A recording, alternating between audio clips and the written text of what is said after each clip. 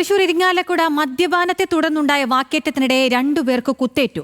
ബന്ധുക്കളായ ഹിരേഷ്, സന്ദീപ് എന്നിവർക്കാണ് കുത്തേറ്റത്.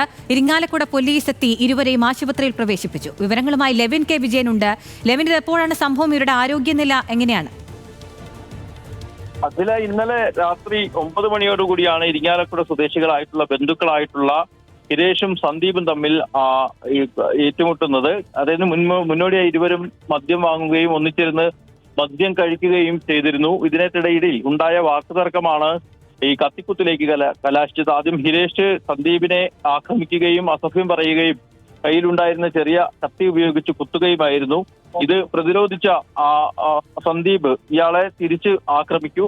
അങ്ങനെ രണ്ടുപേർക്ക് പരിക്കേറ്റു. നാട്ടുകാരും പോലീസും വിളിച്ചറിയിച്ചതിനെ തുടർന്നാണ് ഇരിങ്ങാലക്കുട പോലീസ് സ്ഥലത്തെത്തുകയും രണ്ടുപേരെയും കസ്റ്റഡിയിലെടുക്കുകയും തുടർന്ന് ആദ്യം ഇരിങ്ങാലക്കുട താലൂക്ക് ആശുപത്രിയിലേക്കും പിന്നീട് തൃശൂർ മെഡിക്കൽ കോളേജ് ആശുപത്രിയിലേക്കും മാറ്റിയിട്ടുള്ളത്. രണ്ടുപേരുടെയും പരിക്ക് ഗുരുതരമല്ല, പക്ഷേ ചികിത്സയിൽ തുടരേണ്ടതുണ്ട് എന്നുള്ളതാണ് പോലീസ് അറിയിക്കുന്ന വിവരം. ആശുപത്രിയിൽ നിന്ന് ഡിസ്ചാർജ് ആകുന്ന മുറയ്ക്ക് രണ്ടുപേർക്കുമെതിരെ കേസെടുത്ത് തുടർ നടപടികളിലേക്ക് കടക്കുമെന്നാണ് ഉദ്യോഗസ്ഥർ അറിയിച്ചിട്ടുള്ളത്. അഖില. ലെവിൻ കെ വിജയനാണ് വിവരങ്ങൾ നൽകിയത്.